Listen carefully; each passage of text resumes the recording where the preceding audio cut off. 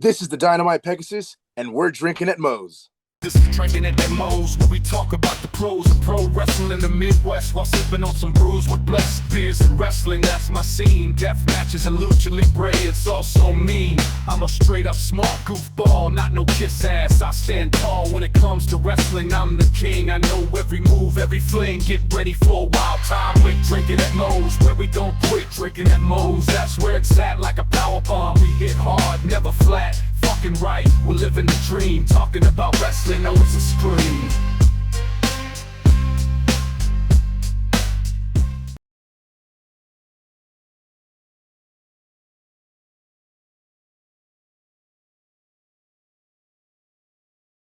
All right, everybody, taking time out before we get this show started. I want to thank Reaper Apparel for having Drinkin' Moe's be a brand ambassador for their clothing line. They got good stuff. They got t-shirts, they got hoodies, they got beanies, they got lots of great stuff, encouraging everybody to break out of their comfort zone, live their best self, and hey, it's something I try to live every day. Now, be sure when you go and you're filling out your order, use the code Drinkin' at Moe's, get 10% off, and the link and the code will both be in the description. Let's fucking go. All right, everybody, welcome Drinkin' at Moe's. Big Mo here. You know the drill by now. YouTube, like, subscribe, share, comment, all that good stuff. YouTube's algorithm is a pain in the ass. We're most places you can find audio podcasts too, the major ones anyways. Today, I'm excited to have with me, we are going back to Cali. Back to Cali, styling, profiling. My old stomping grounds from my time in the Navy. I'm talking to Dynamite Pegasus today. How you doing? I'm doing very well, man. Happy to be here. Happy to have you on. Yeah, like I was just saying, there was stationed with the Navy in San Diego, and that's actually where I got my start watching independent wrestling. Oh, right on. Hell yeah. And seeing, some of the people in my first ever shows, I believe were part of your trainers. I'm pretty sure they were. They probably were, yeah. Because I'm pretty sure, yeah. Before we'll go into a little bit of that, but before we go too far into it, first thing I like to start off with everybody with is what got you started as a fan, and then what got you finally deciding to make that leap into the business. Well, I guess as a fan, it's actually really weird because I just had that come to God moment, or what do you want to call it, where I was like, oh man, I guess I really started being a real fan. I was just talking about this with some guys going up to a show in the car. It wasn't a match for me. A lot of guys can be like, oh, I remember seeing The Undertaker, powerbomb someone. Oddly enough, it was an Undertaker match, but it wasn't the actual match. It was the moment after the match. He wrestled Jeff Hardy on Monday Night Raw in a ladder match for the title. I know the one you're talking about. Yep. Yeah. And I mean, the match was awesome, but I couldn't go back and recall any of the spots that they did other than the obvious, getting thrown off the ladder and getting the belt and stuff. But the thing that always stuck with me was Jeff Hardy's voice cracking while he was standing over the ropes telling The Undertaker, I'm still standing. It's over the ropes. I'm standing. Yeah. I don't know, man, seeing somebody that I was like, oh man, he's not going to beat that guy. And then seeing him taking an ass whooping from The Undertaker, who, God bless him. That is one hell of an ass whooping from that giant man. Yeah. But then to be able to defiantly stand up and be like, I'm still standing. It doesn't matter how hard you put me down. It just made me think, coming from a Hispanic background and stuff like that. It always made me, I came up in maybe not the best neighborhood. So it always made me think you can punch me as much as you want, bro. I'm going to keep getting back up. It resonated with me at the time. Oh yeah. And hell, that sort of stuff is definitely resonating with me even over the past couple of years. Even doing the podcast, there was well, personal situation that we'll go into off camera, but it got me wondering if I was even going to continue the podcast. But then it got me thinking that certain people wouldn't want me to be a quitter. So I just full force plowed right back into it. And here I am. Oh man, I'm glad that you're doing it, bro. Like I was I was like asking if you guys like, oh hey man, like I know you've been on this, but I also like went back and watched a few of the episodes, just more clips or so, like bits and pieces, and I was like, oh man, this is like legit, especially when I was telling you earlier, like you messaged me to like let me know. It's like, hey man, do you have some time? I was absolutely, I have the time, dude. This is Drinking at Moe's. I've seen all the dudes that I see that I'm like, oh bro, I want to be where he's at. They've been at Drinking at Moe's, so here I am, trying to make Yeah. my name too. Oh, yeah. No, I remember a lot of the guys from back when I was still down there. And, you know, slowly it started off with, people here local to me now. And then it just snowballed. I'm like, well, dang, I wonder if I could get a hold of some of those guys. And then boom. And then here I am. I'm getting, good Lord. I actually I've had a handful that have passed through Lucha Underground, which was always a cool thing for me. And I'm actually later this month, unless you know cards subject to change and all that, I actually got a former Lucha Underground champion that I'm going to be Oh, recording with. fingers crossed, that'll be a great episode right there. Oh, I'm looking forward to that. I still remember having a famous B on, and I'm like, oh my god, like the remembering Lucha Underground, the whole part where in some of his promos, I forget what the numbers were, but it'd be like 4, 2, 3, get fame. Oh yeah. Oh man, And you're bringing back some memories right now. oh man, and it popped me huge because like doing the separate intro part to piece into the episode, I didn't even ask him to do that. He just jumped right into it, and I'm like, oh my god, that was awesome. Those epic moments in wrestling that you live for. No, yeah.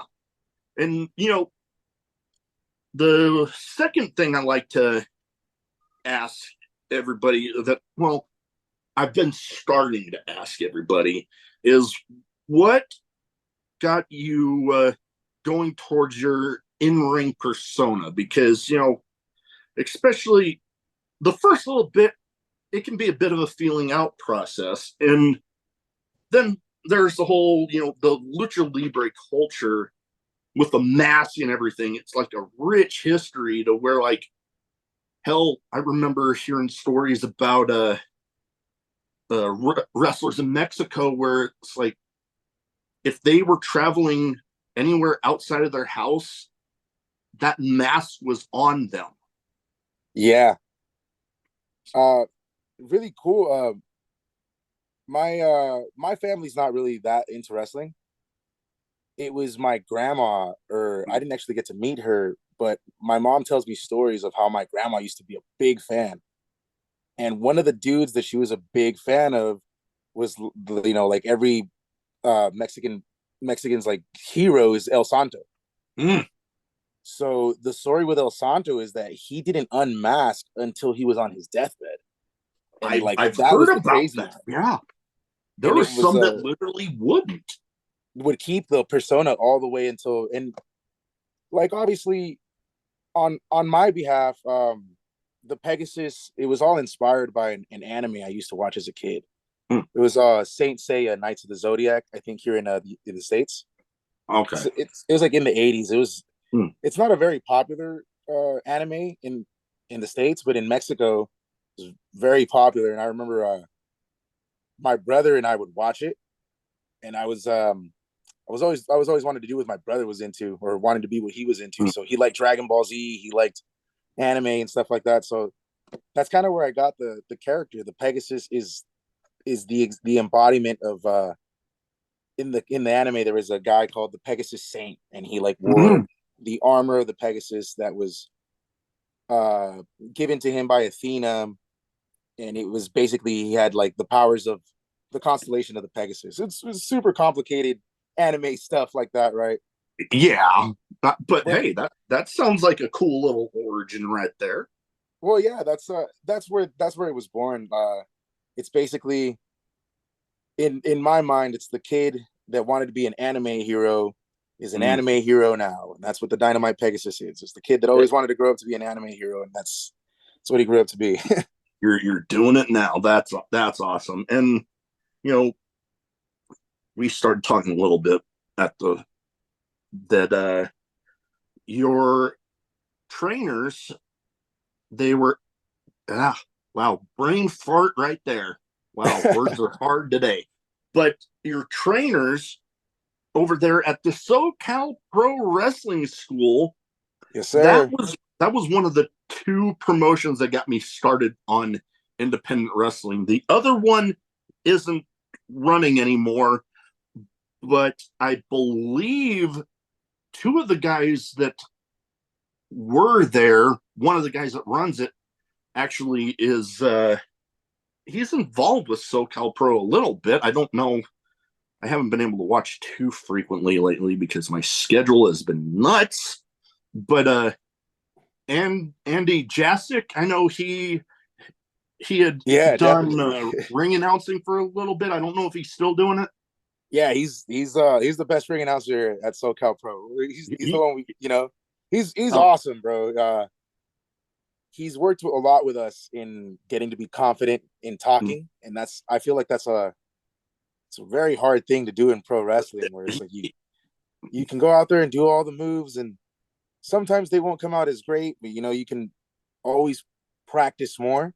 The thing that's really hard to practice is how to be confident with people and talk to people and get yourself across verbally. And Andy has been a big help, not just to me, but to a lot of the guys at SoCal Pro to be able to get out of that shell and to mm, really be able to articulate what they want to say, and not just in a way where it's like you're gonna get loud and say be there, but it's like no, it's like we want to tell you a story. So that he's been very instrumental at like teaching guys at SoCal Pro how to do that. oh, that he, I bet because he was when I was down there, he was always one of those. Anytime I saw him in the ring when he was doing his thing, like boy, he was one of those like mic geniuses in there, and Oh I yeah. can only imagine the stuff he could pass on to everybody.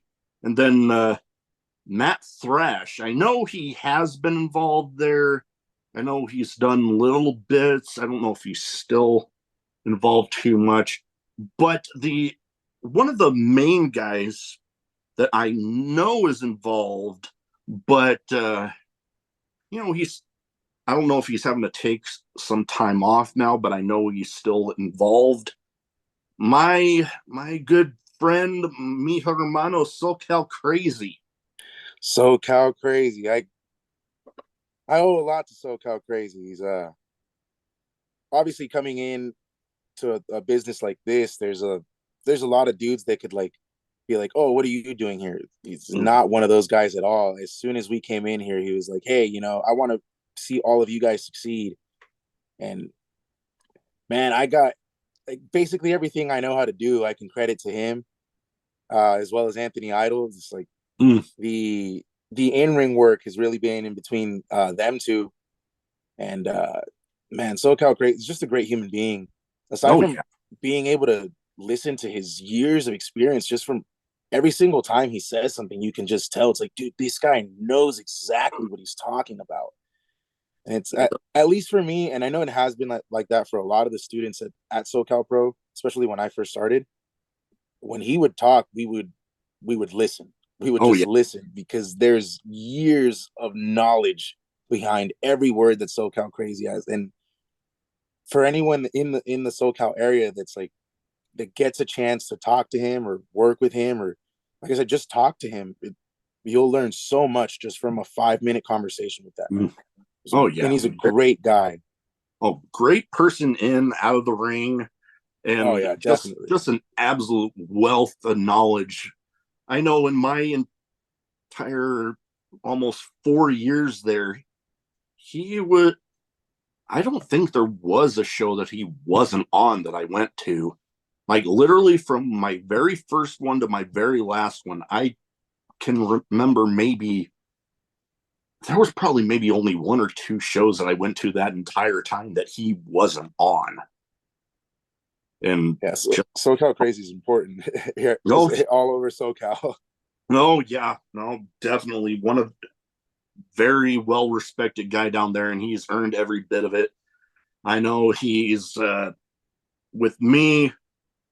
Uh, had him on a couple times, and there was a family tragedy that my wife and I were pregnant with twin girls, and they were born extremely premature and only made it about a week. But Oh man, my condolences, brother. and he was one of the first people that I reached out and talked to about it, and was right around the time that he was doing that colon cancer benefit show that he did, the hermanos contra cancer. And again, I didn't ask him to do anything. I just reached out and was talking to him about it. And he's like, write me up something. We're like double dedicating that show to my girls. I'm like, you do not have to do that. But He's he's a like, great no. human being, man. Like he insisted, and like, dude, you already know I got nothing but love for you, but damn it, even more after that. Oh, dude, same here. With he's been dealing with his stuff. Yeah. So anytime that he has the chance to come down and give us a training session, it's like, because there have been times, don't get me wrong, where it's like work will get involved and you can't make the drive to go down. But anytime I've had the ability to, when I know that he's going to be there, it's like I try to make it, just because aside from, like I said, the wealth of knowledge that he has, just being around someone who's that passionate and has that much love for this business is, I want to say the word is infectious. Like being Yeah. around him, dude, it's like, man, being around you makes me understand why people love pro wrestling. And Oh, yeah. No, I can completely relate with you there. Now, yeah. outside of the training, what has your experience been like with SoCal Pro? Because I could, hell, I'll probably share a few memories of some of the SoCal Pro shows that I went to, but what has your experience been like? Oh man, I I was a fan of SoCal Pro before I started training at SoCal Pro. It was I know I didn't answer your original question. The Mm, second part, I started training again when I saw AEW, and I saw a lot of those dudes weren't like as young as some of the guys in NXT, mm, but they were working awesome. And I was like, dude, I'm like not that young, and like I've got, or at least I figure it's like I've got that kind of charisma. Obviously, not like the charisma that the guys have in AEW, but I was like, man, I want to try this. And then like I said, I was watching SoCal Pro shows when I was in college. I think I went to their first show when they had the show before their 10-year anniversary. I went to their Rumble show, mm. and it was something about being present at your local indie wrestling show just made me realize it's like, dude, this is awesome. Then I went through some stuff where I kind of faded off the watching wrestling for a little while, went through a lot of personal, it was a bad time in my life. It And happens. when I came out of that though, the first thing that I like gravitated toward was back to pro wrestling. And it was back to like getting super hyped when someone cut a funny promo or they made a joke. And I was like, I understood that reference, like Steve Rogers in Captain America. And then I was like, dude, I remember I was going to those SoCal Pro shows, man. Like, I should go check out their training. I know they do training and stuff. So that's how I got into it, dude. And it was I forget who says the quote, but it's like I think CM Punk says it. It's like it was finally you stop. fantasizing about it that you go and do it. It's like you've been dreaming it in your head for so often, and you're just like, dude, I'm just gonna do it. That's pretty much how that got started. Oh, yeah, no. I can kind of relate with the podcast even. I know when I got started, there was a couple people I knew that were talking about stuff, and they might have even recorded stuff that they never ended up releasing. And I was just thinking, I could do that. And then Yeah. I just looked at, okay, what do I need? Started reaching out to see if there was any interest in it. And then here I am, I think, with what I have recorded up to this one. Oh, God, what was it? Like almost 270 something. Oh man, that's awesome. Yeah, it's been insane. There's some weeks where I have to drive almost an hour to work, and I'm getting up at like leaving by like 6:20 in the morning, and then I get back, have enough time to relax a little bit, take care of the dog, and then get to record, relax for a little bit when I get done, go to sleep, wake up and do it all over again, literally Monday through Friday, the whole week. And I try not to do that too often because it's Yeah, I definitely get that.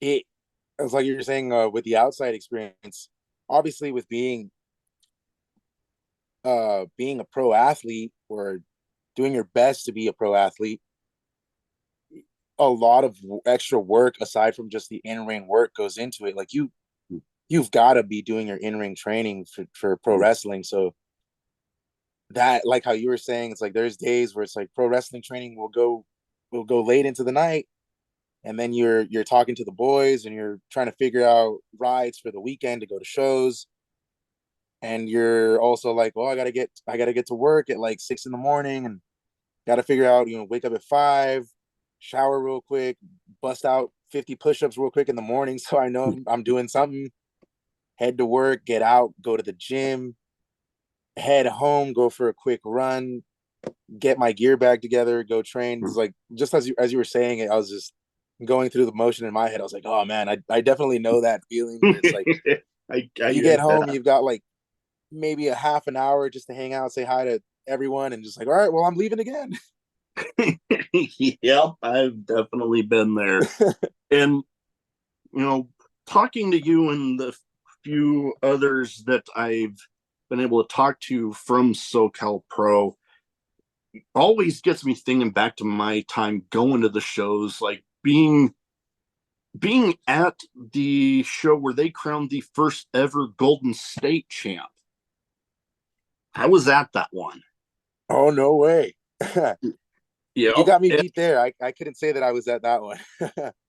Yep. I was there, and I believe the guy that actually did it is he's actually now following me on Instagram, so I might have to reach out to tell him some stories there. But That'd be awesome. Yeah. I just remember when like Adam Pearce, when he was the NWA champ, came through there a handful of times. The Ricardo Rodriguez, before he left the WWE, was performing under a mask as Chimera there. And I Yep. was literally at his last match there before he went. And I still, out of all the memories I have, I still have it where after the end of the match, walks back through the curtain. All of a sudden, he puts his arm back out, and his mask is in his hand, and he just drops the mask. Oh, that's so epic. That was something. And I didn't hear about it until after that. That's what he was going to go do. And I'm like, no. Well, hey, I can say something. I've been to an event that was something special for something like that. Yeah, most definitely, man. Just picturing that visual of the hand coming back out, dropping the mask. That's some like Undertaker-esque stuff right there. Like, what a way to go out like that. Like, For whether real though. you're going on to WWE and you're not going to be wearing the mask, or whether you're retiring, that would Yeah. just be one killer way to, you know what? I'm done here, like retiring. Okay, that's it. In a way, like leaving the boots in the ring. Yep. Having that be like that form, similar to that. Yeah, that's a really good way to put it. I was just thinking right now that you were saying it's like, man, I don't know if there's been a luchador that's ever done that. Like when they finish up, they just like hand me a towel and they unclip and they leave the mask, but they leave with their face still shaded. That way people remember the luchador and not the man. Yep. And well, hell, I do remember seeing a video, not really, ending a career or nothing, but it was actually at a WWE show. And I'm trying to remember who it was, but it was a house show, and he had a towel with him. Somebody handed it to him, had it on his head. He took off his mask and gave it to a kid in the front row. And like that kid was the only one that could see his face. Yeah, that's like they do that a lot at a CMLL and like triple. I don't know if they do it a lot in AAA, but I've seen them do it at CMLL. Yeah. Where usually afterward, I know they've done it like when people buy the masks, but I've also seen wrestlers do it like how Bret Hart would give a kid his sunglasses. They would finish up the match, Yeah, go up to a kid that was like maybe super hyped to see them win or super sad to see them lose, and give them a piece of the piece of the night, which would be the mask. But it was, yeah. Now that you put that, it's like it's a really cool thing that doesn't get done often. it doesn't get done often, but it's always something special whenever it does. Oh yeah, definitely. Now, another promotion that I've seen at least advertised on your Facebook, and the episode will come out after this match has happened, but it's for another promotion that I've had a few people on that have gone through there, but Venue Wrestling Entertainment. Yep. Got an advertisement for a tag match. Yep. June 7th. It'll be myself, the Dynamite Pegasus, and Lucas Slayer taking on Victor Ursus and L. Lycan. Those look like two intimidating people, to say the least. Oh man, they are. Victor Ursus is a big boy, and me myself, I'm not too wide at the shoulder or at the but man, he's one tough dude. I'll tell you what, he legitimately threw me from post to post, and I was like, oh, that's power. That is something when somebody can do Man that. has a lot of power, and L. Lycan, I've been seeing him hit the New Japan circuit. Like they've been, he was a student over there, so I saw him on the showcase. Okay, World of talent right there too. So very much looking forward to locking it up with those guys. At the same time, also intimidated. Very big. Put one hell of a whooping on a small guy like me, but hopefully I can outpace them, outquick them.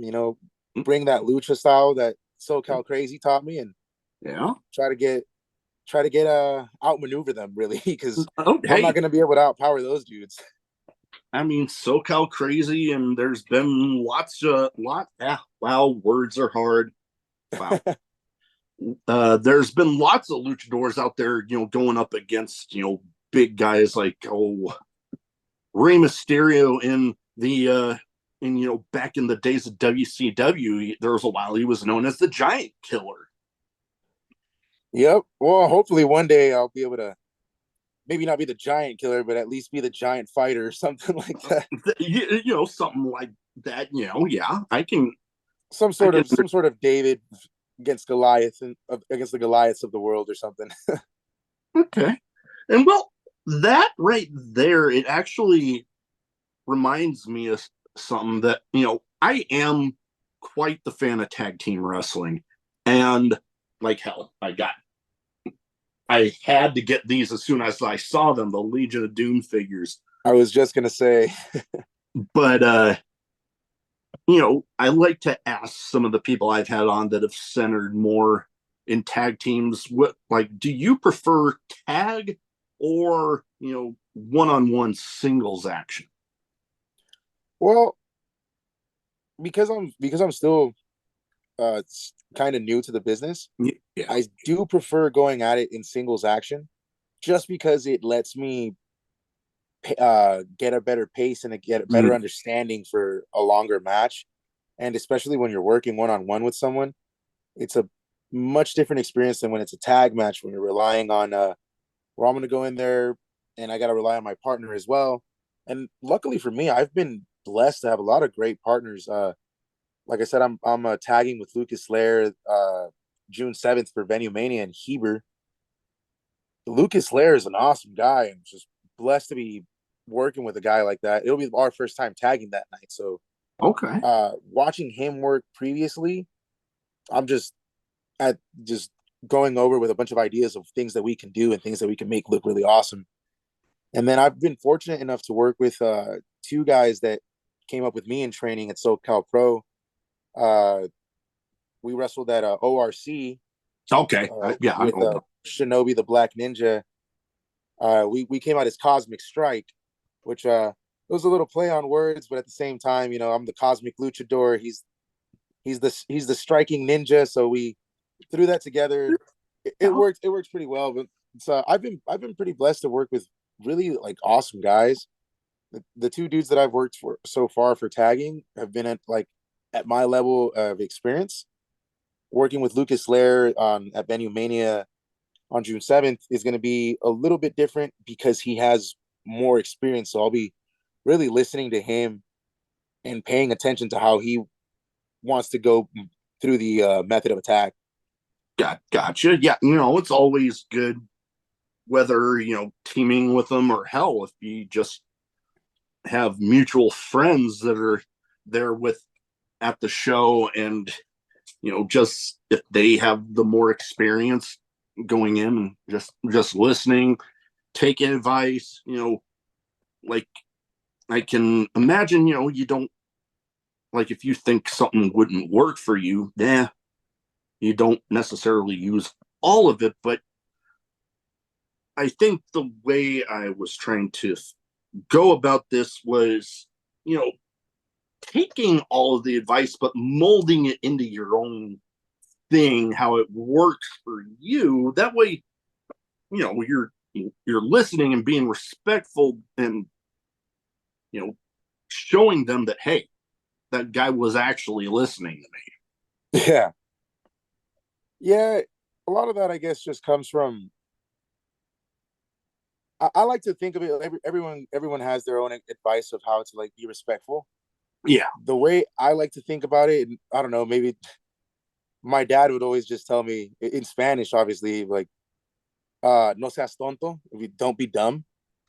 So that's just the way I look at it. It's my general rule is don't be an ass. If you think that you're being an ass, and you're probably being an ass, it's if you think that's something that someone would like a jerk would do, or something that's that would be dumb would do,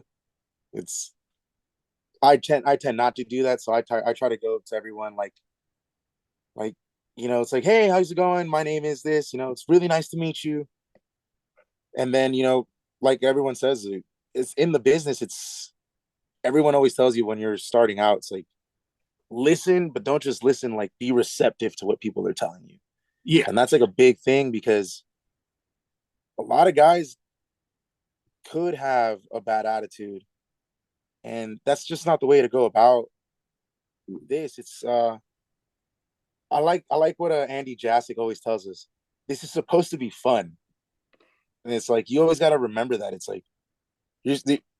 you also got to listen and do as best as you can, but you also have to remember you're supposed to be having fun while doing this.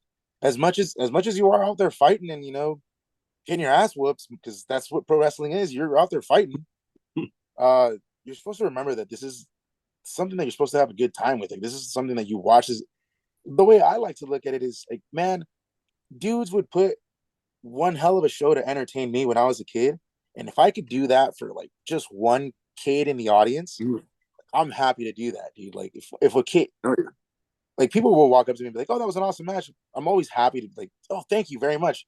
But when it's a kid that walks up to me and he's like, "Dude, that was awesome," you see their eyes light up. Yeah, they light And up that's like literally my thing. It's like, bro, I made that kid feel like how I used to feel when I would watch Dragon Ball Z, or when I would watch Saint Seiya, the anime that I pulled the Pegasus from, or when I would watch WWE. Yeah.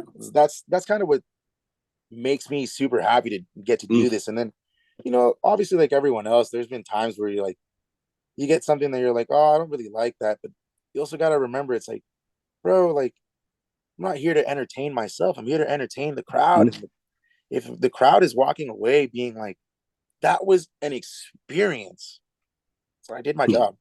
Oh, yeah. No, that is the good way to look at it. Now, still being, somewhat new to the business, what has been some of your favorite experiences so far with, like, matches that you've had that you're like, man, like having fun? You're like, that was fun. Oh man, I just recently had a match at ORC. I think it was on May 25th, Okay. where I got to wrestle the vegan Superman. Yes, I Terrell know. Diaz. Yeah. Yeah. It was awesome because getting in there with someone that knows as much as he does, and that was just super willing to work with someone as green as I am. That was a lot of fun because it got me to realize, oh dude, I can do a lot more than I've been like in my head limiting myself to. And it was because, not to take away from anyone I've been in the ring with before, but up to that point, he was one of the guys that has had the most experience when working with me. And any limitation that I had, he was like, don't worry about it, we'll get through it. And he like worked with me to the point where we had this competitive match, and we gave the people something awesome at the end, because I took this driver. And some people, when you start bleeding randomly in a match, they call it fortuitous juice. I had a fortuitous demasking where my mask flew off of my face when he slammed me. Oh, which no. was super crazy. Like as soon as he slammed me, my mask flew. It like the wings on the Pegasus grew out and it flew away from my face. Oh, no. And I did the whole cover. It was perfect though, because he pinned me right then and there. And it was but it was one hell of an experience. The match itself was super fun because I got to learn a lot, and then, like I said, get over a lot of the mental limitations and then physical limitations that I thought I had. But when working with someone that was like as experienced as he was, that could get me through all that, Yeah. I ended up having a bunch of fun because I was like, oh, dude, this is awesome. And then when we had that thing happen at the end where my mask just flew off, everyone was just like, that was crazy. I've never seen anything like that. And obviously me in the back of my head, I was like, I've never seen anything like that either. And it happened to me. It was up till now is one of the funnest matches I've had, and as well as one of the better matches that I've had. That's awesome. Yeah, and I actually had him on, as well, I don't know if he was wrestling at the time, but I have had him on. And I remember when talking about, the vegan Superman persona, I'm like, man, like I've been wanting to go back and visit for like the longest time. And I always thought, it would be fun to be a part of like one of those vignettes. And I had this idea that I actually told him about, where I'm like, man, what would be funny? You as vegan Superman, you're doing like a heelish sort of vignette where you're, talking about the evils of eating meat and stuff. And then you walk by and there I am just chowing down on a cheeseburger. And you're just like, what the fuck are you doing? and I just mouth half full. I'm like, what? I was hungry. I was hungry. And you tell them, oh God, they're 2 for $5. Yeah, hell, that gets me thinking of the old Chris Farley sketch on SNL where they're females. I forget. I think Adam Sandler and David Spade were 2 of the other ones in there, and somebody tries to take some or say some comment about him eating, and he's like, "Lay off me, I'm starving." I'm like, yeah, that would be something I would say in that situation. I was gonna say I used to have a phrase when I saw it was like, in that instance, Adam Sandler was my spirit animal. I could resonate with that. Oh God, yeah. Oh God, Adam Sandler. Oh God, now I'm going to be going on a little bit of a tangent here because now I'm thinking of this was like way back in high school. A substitute teacher had for some reason asked me to go uh, fill up his mug with water. I'm like, whatever, gets me away from class for a little bit. And as I'm walking back, I'm like, I had it in my head. Water boy. I lay the mug on the desk, and I'm like, now that's what I call some high quality H2O. Now that's some high quality H2O. And I also at the NXT house show got I think it was actually Riddick Moss when he had this fitness gimmick at the time, and he had like a water bottle in the corner. And I actually one time he had a guy in a headlock, a little bit of a rest period in the match, and I just yell out, "Water sucks. Gatorade's better." And then they kept, he just looked at me. And then I got the crowd to start chanting, "Water sucks. It really sucks." And he points at me like, "You little son of a bitch." That's funny. Like, yes. Well, now that we're sharing NXT house show stories, I remember one time I was in college and I went with a buddy of mine to, I think it was Cinco de Mayo at NXT in Riverside. And that was when Bobby Roode was still in NXT. Oh. And he took off his coat and he was gonna hand it to the person that was taking that was running the gear. Yeah. And he just chucked it at the guy, and it struck the guy, and he fell back on his ass. And I just started chanting, "That was rude." And the entire room started going, "That was rude." So I was like, awesome. Yes, got him. Yeah.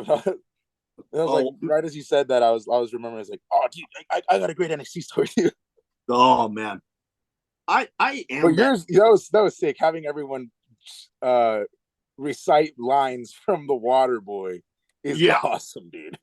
Oh man, that made my night.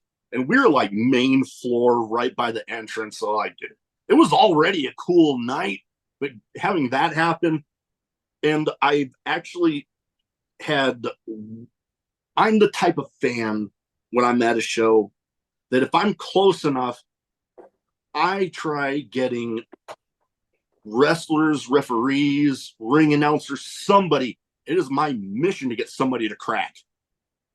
I am going to say the most random, goofy shit just to get somebody to crack.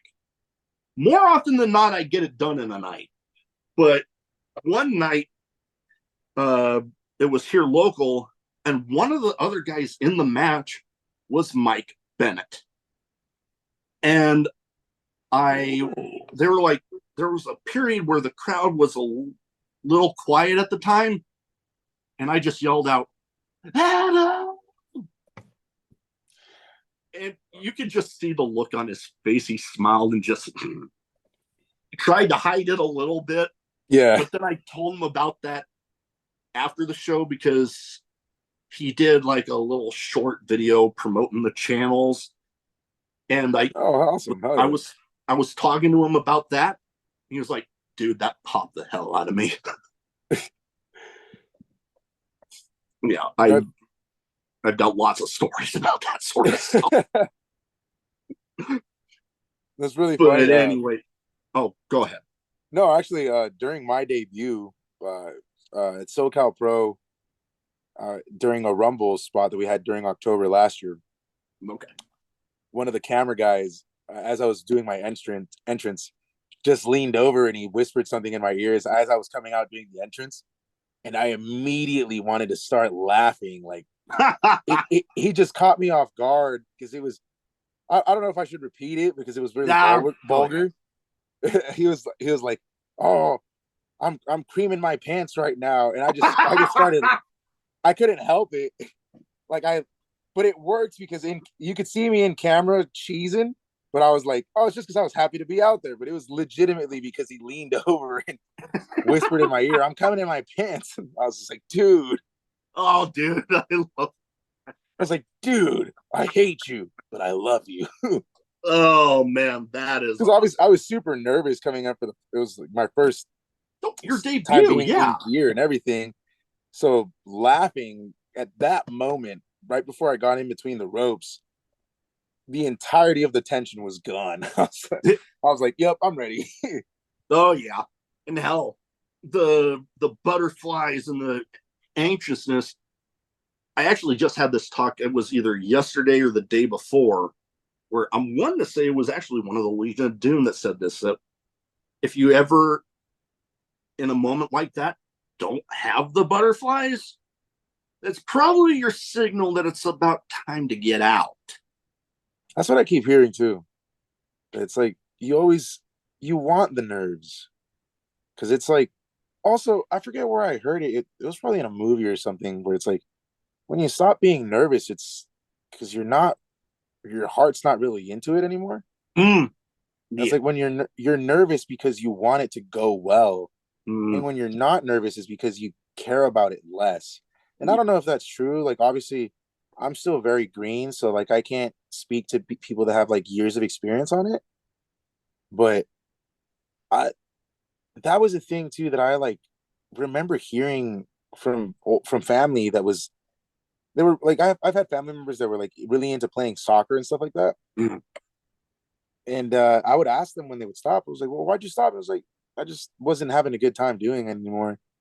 So I figure that's what it's got to be too. Is like when you stop being nervous, you don't really care if it goes well or not.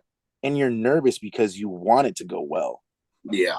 So when you stop being nervous, it's because you kind of stop caring. Like I said, I don't know, maybe in 10 years, I'll be like, I'm not nervous anymore, but I still care.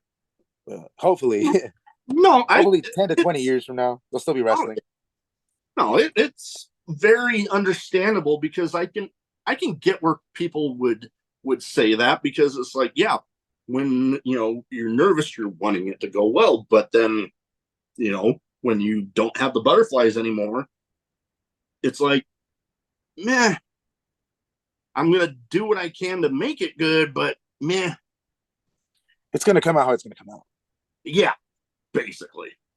And before we get into my two categories I have here, the wonderful thing about a lot of the Southern California independent promotions right now is there's a thing, at least on Roku, where there's a Roku app for SoCal Pro Wrestling TV, where like I know SoCal Pro's on there, and it's been a while since I've been on there, but I know there's like a handful of promotions on there putting on their shows and live streaming, and you can watch later, obviously. And it's a cool thing, especially for me with like SoCal Pro, because if there wasn't that, yeah, I'd be able to keep up on Facebook and Twitter and Instagram and stuff. But this is like, if I know, like, hell, if you have or telling me about a particular show you have on, or like, let's say when SoCal Crazy comes back and he's like actually in the ring, it'd be like, oh damn, I gotta catch that, and I can actually do it, and I'm actually looking forward to that. And well, I've actually told SoCal Crazy this, that when he comes back this time, it'll probably be after, but I am actually making my commentary debut at a charity show in August. So Oh, dude, sick. it's like I told him, you come back, I want to be there calling that. Dude, that'd be awesome. Hey, it would give me a reason to, finally back. make that visit back there. Yeah, most definitely. We gotta. Hell, if this doesn't say how much I think of Southern California and consider it like a second home, I mean, I've already been a lifelong Padres fan, but I can't show right now. But on my right calf, I actually have the logo with an anchor hanging below it, for a little memory of my time in the Navy in San Diego. So, like, Yeah, I literally man, have definitely. that always with me. And man, now it's got me hyped up. Like, I am like, oh my God, I want to do that. Dude, you got to. You've got to. Oh, yeah. All right. Now I got two categories. One's a bit of a name game where I name off some people. You give me quick thoughts on them. Sure. And I try to theme it towards the guest as much as possible. So, with you, I have two people that, big luchadors. Big, they've been in Mexico. They're here in the States too. So before I get into too big of a tangent, there's that. And then I got two that are, big from California. Like their roots are in California. So first off, I actually have I bought a blaster box of some of those AEW cards, and I actually got a pretty cool one of the first person I'm gonna ask you about, Ray Phoenix. Oh, dude, Ray Phoenix. It's actually so I get really inspired by Ray and Penta because they're brothers, right? Yeah. So there's a pretty significant age gap between my brother and myself. But when I see them go out there and wrestle, like when they wrestle each other, I'm like, dude, you must really love your brother to pick up your brother and drop him like that. That's love from the other brother, knowing it's like he's gonna protect me. So every Yeah. time I see them go, it's incredible, and especially because their roots of them saying like they used to like throw on in they used to throw on like their mom's pantyhose and wrestle on a mattress. Like, dude, I used to wrestle on my mattress back. My mom will probably like she can't stop telling people how many mattresses I broke back at home when we used to live in Vista. Like I remember I had this steel frame mattress. This not the mattress, the bed, right? The bed was a steel frame, and I would jump on it so often that I would flip the bed frame every now and then because it would be like bended over Oh, so that I could no. sleep on it without having the indent. Oh, And man. when they went on when Penta and Ray were telling their story of them wrestling as kids on their mom's mattress, I was like, dude, I did that. Like I said, that was like one of the other things that when I was watching AEW, when they started like doing their stuff, I was like, dude, a lot of these guys are like their origin stories are of things that I would do too. So every time I see Ray Phoenix and then seeing the crazy stuff that he does, I always tell myself, it's like, dude, human beings should not be able to move like that. Yeah. And yet he does. So it inspires me to be like, he's got a heart and lungs and a brain. I've got a heart and lungs and a brain. Maybe I can do that too. Mhm. So then I start trying crazy things in the ring, and then my mom yells at me because she's like, "What are you doing?" Oh, hell, I still remember my little brother and me growing up. My parents actually, at least at the house we grew up in, they've since moved, but they used to have a water bed. And me and my brother We would be in there, and I'd have him up for like the razor's edge, and I just launch them. oh yeah, we'd have a blast, and then stuff on the trampoline, like a lot of people do. Oh yeah, dude. I, Oh I yeah. couldn't get a trampoline because but I remember that me and a couple of friends when I was younger, I had friends that were like into WWE, and we would host our own like pro wrestling shows, and we would Mm. just beat the living shit out of each other in my buddy's living room. And to this day, I remember my buddy throwing the cleanest drop kick to his brother's face.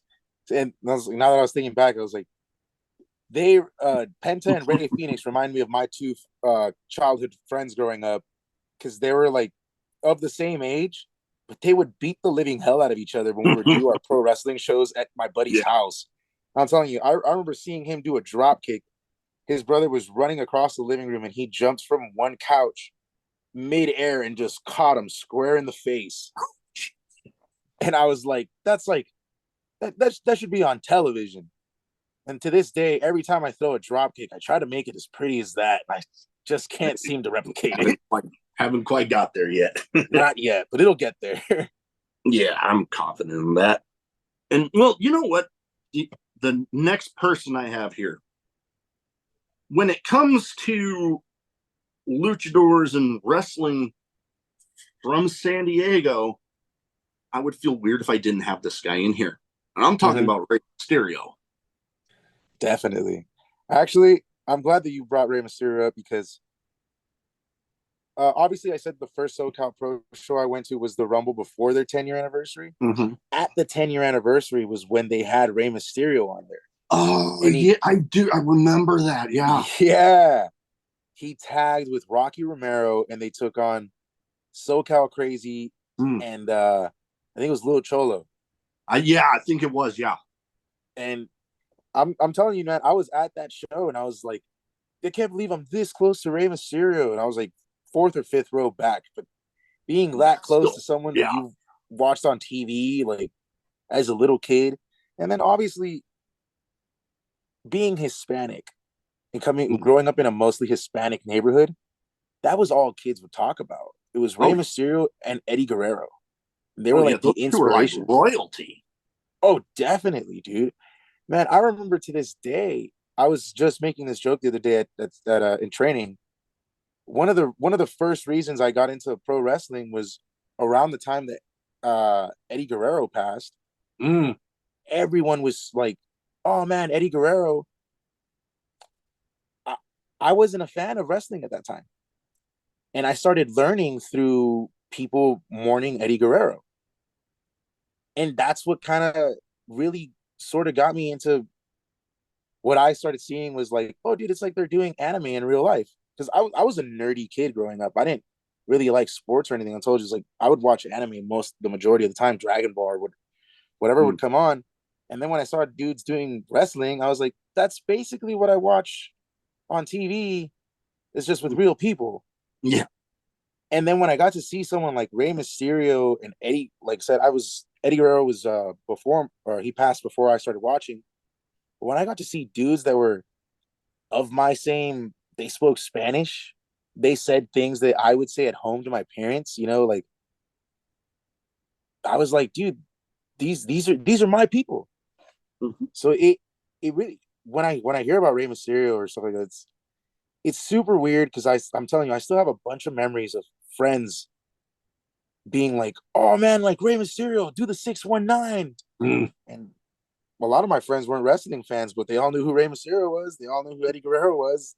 Yeah. I was like, still to this day, I'll go talk to people, and I'll tell them, oh, I don't really like try to go out there and be like, oh, I'm a masked wrestler, because it, gives away the illusion of being a masked wrestler. But usually when I tell people, it's like, oh, I like to do wrestling. They're like, oh, like Greco-Roman, I like Rey Mysterio, John Cena. Those are like my first things to say. And then obviously, for anyone that's Hispanic, you say Rey Mysterio, he's like an icon to the culture. Oh yeah, I can only imagine. All right, now my next two, big from California, Well, I only have a figure of one of them. Samoa Joe. Samoa Joe. The dude is legitimately one of my favorite guys to lace him up. Between him, Punk, those were the guys that was, at least to me, when you would watch wrestling, when I would watch wrestling, I think in Dark Side of the Ring, Abdullah the Butcher put it the best. You could watch anyone go in a wrestling show, but when you watch Samoa Joe, you would know, hey, that wasn't any bullshit. That dude was really, he was really messing that other guy up. He was really fighting that guy. Oh man. And I no matter how many times I see this, it always cracks me up when he does that nope spot where like somebody's about to dive and he just walks off nonchalantly. Or oh my god, the perfect one, probably the most famous one so far, was actually in AEW, where they took a picture of the guy in midair and he's just looking like, huh? Oh yeah, that was I forget what his name was, but I'm forgetting the guy. I think it was Serpentico Unmasked. It might have been. It was a while back, but man, the image in that, and I remember watching it live. I'm like, oh my god, that's hilarious. Well, the dude who was jumping sold it so well. Like his face told the story. It's like what? It was like looking over, like completely dumbfounded in his face. Yeah. And then Samoa Joe's just doing the walk off. And yeah, those are awesome. Those spots are awesome. I remember him doing those in TNA. Like I think he did it a bunch of times with AJ Styles, I'm sure. But I remember seeing one with AJ Styles where AJ dove. Samoa Joe was looking right at him and just turns around. He's like, no. Why would he think that was going to work? Oh, man. Yeah, it never gets old for me. I'm trying to think here. All right. Next one. Rumored to have been signed by WWE right now. I guess they're just waiting. Njpw. Dude, that guy should have been on WWE a long time ago. Holy moly, that dude is awesome. My thing that I say anymore is, I mean, with guys like him, you'd hear about people saying, you know, oh, they should be in WWE right now. They're blah, blah, blah. And then I would always say, at least with the people that were running it at the time, I'm like, let him be where he's at. Maybe one of the other national TV places will take him. But no. But now, it seems like that's a lot of those people that I would say that about, it's like, well, damn, now's as good a time as any. Definitely. They really seem to really be improving a lot of stuff that, for fans like me, kind of got, I guess, disillusioned with it, for the lack of a better way to put it. Definitely. But man, the product is definitely improving, and this guy isn't on the list, but hell, I want to talk about him because he is one of my favorites right now, Kevin Owens. Oh, yeah. Man, he is doing some great stuff right now, and I love telling the story because I kind of ran into him one time, and my wife and I were with my parents, my sister and brother-in-law, and their kids, and we were all at Disney World, and we were on our way out, and like, I don't know, I dropped something, or I was bending down to tie my shoes or something, and I get up and I about bump into Kevin Owens, because like, I'm getting up and all of a sudden that T-Rex skull tattoo he has on that one shoulder, yeah, it was like that was right in my face. No way. I look up and I'm like, no. And then I saw he was with his family, so I'm like, I know I saw him. Yeah, I didn't, Disney World. I was like, I don't want to cause a scene, most but definitely. I will admit that I ran up to my wife like, oh my god, oh my god, oh my god, oh my god. Like I fanboyed out a little bit. I'll admit. Yeah, it's all good. because it's like, yeah, the performance center is in the area, so there was that chance, but it was like so far off, and I'm like, nothing like that's gonna happen. And yeah, then it did, and I'm like, shit, that was something. All that's right, that's an no, awesome experience right there, though. oh man, something like it still sticks in my head. All right. Oh, and Jacob Fatu, man, I'm excited because I was wanting to say this. The rumored spot is, him joining Tamatanga and Tongaloa in the new bloodline, I guess. Well, there's been rumors of him joining it and him going against it. Who knows which way it's going to go? All I know is I'm as confident as any right now that they'll do a pretty damn good job with it, because I mean, hell, this shirt I'm wearing right now, Yeah, I was noticing it that was actually from uh, Tamatonga's pro wrestling tee store when he was still over in New Japan. when they were the firing squad. Yep. And actually, a story behind it.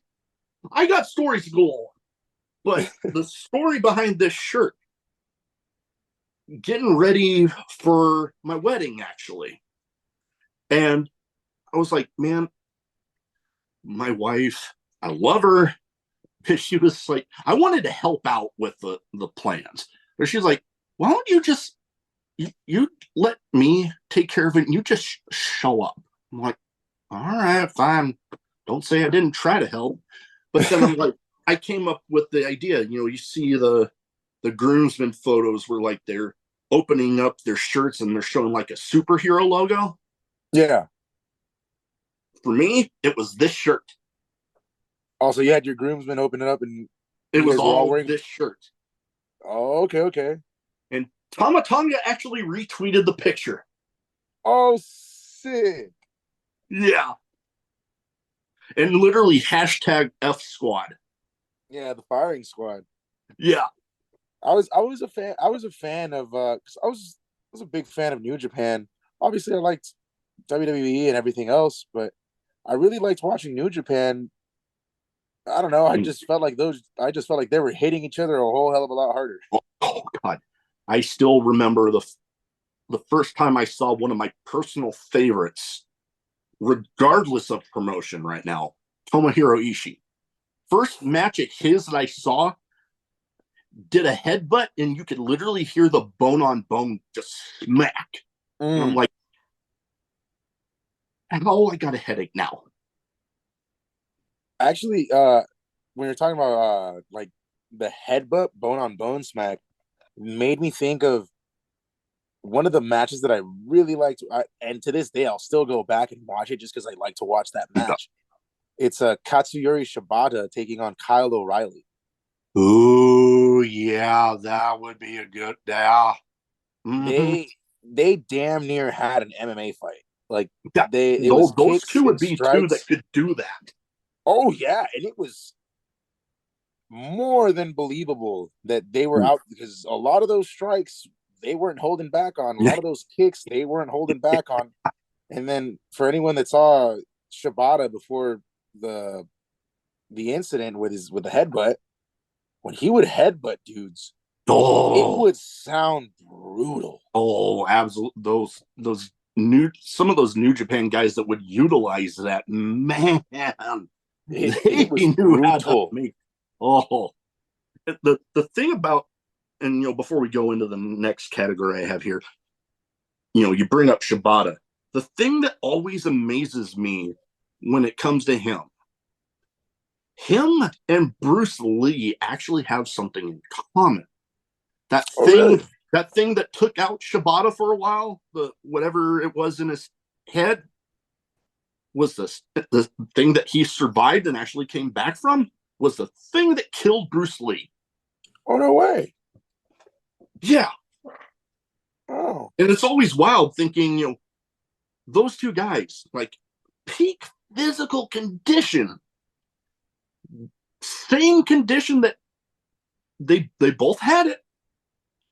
One died, the other one's still kicking and doing one hell of a job in AEW right now. still wrestling. Yeah, it's wild. All right, now the next category I have some random questions. Some might be wrestling related, some might not be, some might have absolutely nothing to do with anything we've talked about. It's all right. I'm here for it. All right. So, easy enough explanation here. Give you the question, first answer that pops into your head. So, first one, we kind of talked a little bit about some of your favorite moments, but what's the craziest in-ring moment that you've had, or one that you were there to witness, at least? Well, in wrestling, everything is so crazy that it's really hard to pinpoint one. I can So imagine. I would only say, at least from that weird thing that I had where my mask flew off. It it was at the same time, it was a super cool moment, but it was a weird thing to try to maneuver around because I was so in my head of Like, do I it's kind of, what do I do? do I cover my face just so that people aren't looking at my face, or do I sell this move that I'm hurting from because I just took a gnarly driver, Yeah. but I'm like preoccupied with covering my face. So at the same, it was weird. I had a bunch of thoughts going on in my head at the time, Yeah. and I remember that as soon as I got to the back, the first thing I asked the referee was it good? And so it was just one of those moments. It was a crazy moment because it happened to me, right? So it was Yeah. like, but also I keep racking my head back, and people kept telling me, like, I've never seen anything like that happen where a guy's mask just flies off. Yeah. So, like, thinking about it, I mean, it was pretty crazy and a little nerve wracking, aside from it being super cool, because you're just like, when does that ever happen? Yeah. But also, like, in the moment of being like, oh, dang, I got to cover my face. Yeah. I got to cover my face, but I don't want to make it look like I'm just worried about covering my face because I'm also trying to limp here. Yeah. No, I can understand that. Yeah, you're trying to juggle two different things right there. All right. Now, I kind of talked a little bit about, obviously some of my hobbies I got displayed behind me here. And I know wrestling can take up a lot of time, regardless of national TV or independence. But what is, a hobby you have, if any? So, I mean, I like to.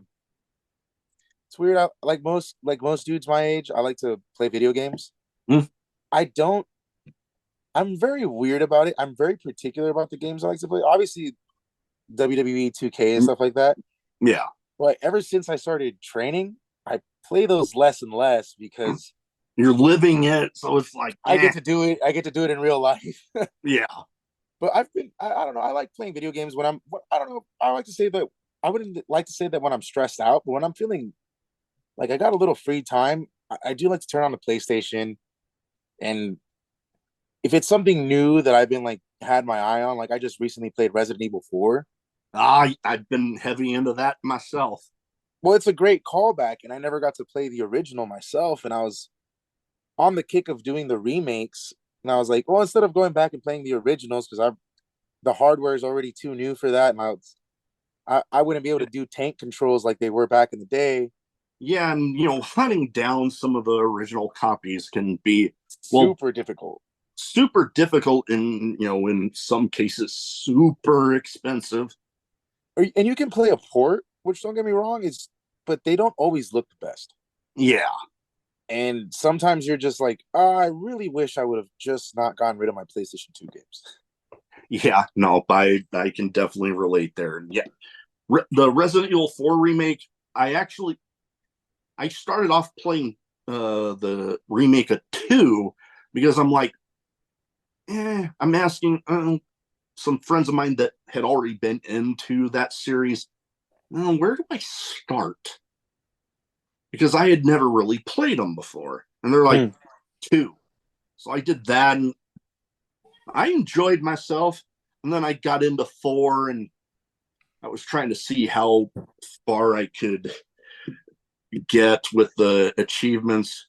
But I do remember two things that I was proud of is getting the infinite ammo rocket launcher, and then I fully upgraded the hand cannon, so that was Oh yeah, infinite ammo too. So I was like able to do a like killer speed run with that. yeah. The the thing I got most because I don't know, man. I kind of like to go through it like a bunch of times and fail, and then go do a final run where I already know everything that I Mm, messed up on. But it's super weird because then I'm like, oh, I wish life was kind of like that, where it's like, oh, I'll just restart the level. It's cool. yeah, yeah. No, I think a lot of people can relate to that. Yeah. All right.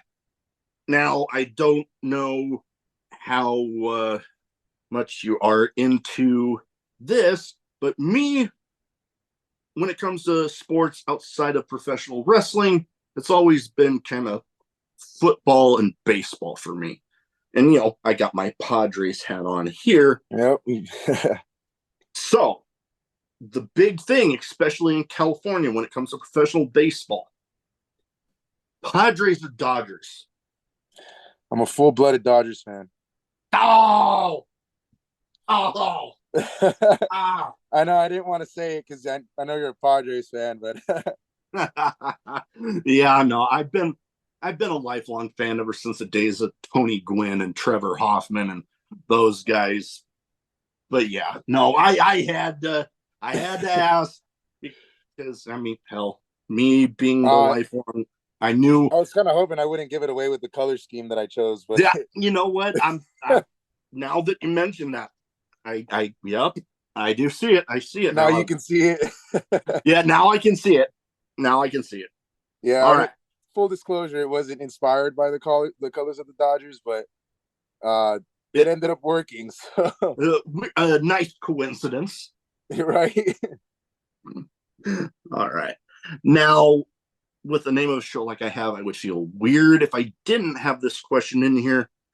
Favorite drink, whether it be alcoholic or non, or hell, if you want to name one of each, because I know there's plenty of people out there that don't drink for one reason or another. So, trying to be respectful of that. Absolutely. Well, I'm a person that doesn't really like. I don't know. I know a lot of people like to drink and eat. Like they'll have a cocktail with their meal. Mm. I don't really like to do that, but I do enjoy a cocktail every once in a while. So, but I'm very plain. I like people like I'm basic, I guess. Mm. I enjoy just Jack and Coke on the Ah, rocks. Simple. I, I do enjoy that. Although I do also enjoy putting a little grenadine in there, and it literally Ah, tastes like a Jack and Cherry Coke. Love it. oh, you just said grenadine and made me think of the Grateful Dead song, Brown Eyed Women and Red Grenadine. The bottle was dusty, but the liquor was clean, baby. Yeah. All right. Now, last but not least, here, best advice you have for anybody wanting to get into wrestling. For anyone wanting to get into wrestling, man, for anyone that wants to, like, if you really want to do this, if you really want to wrestle, understand that you're not going to do everything in 1 year. I fight with that all the time because everyone's like, oh, I want to be on TV, I want to be on this. It's like, I kind of just want to do this for a long time. I want to be able to do this as long as I'm able to, as long as my body holds up. Right now I'm very fresh into it, so I'm like very cool saying like, oh, until my body holds up because I'm not hurting. Yeah. But man, for anyone that wants to do this, like, it's like anything else, like just go out there and do it. Find a way, find a school. That's biggest advice I could give to anyone. It's like, dude, find a school, meet the people that you think I want to be where he's at, and then try to hang out with them and try to really figure out what they're doing. And then in pro wrestling, man, just there's a lot of like negativity sometimes. I would say, man, just try to be as positive as you can, like elevate other people. Like there's gonna be dudes that'll like try to put you down. I would say like don't be one of those dudes, just because necessarily you met someone that was a jerk, like that doesn't have to be you, Yeah. you know. You can And when break you're that spot.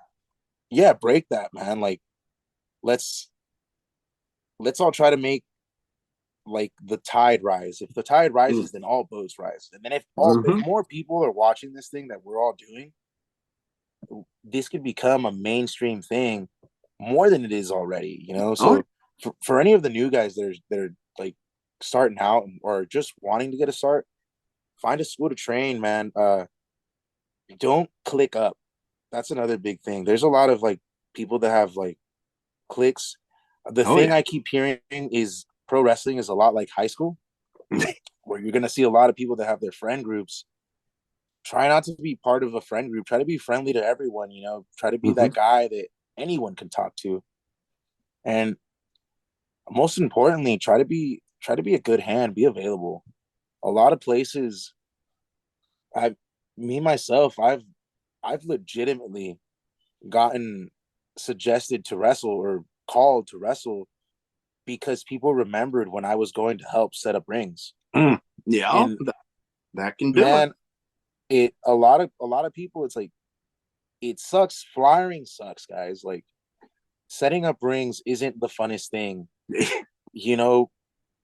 but like that's what pro wrestling is. Aside from the 15-minute, 20-minute match that you're gonna have, what pro wrestling really is about is getting the people into the show. And when you have people in the building, you've already got people in the building, then you can focus on the wrestling.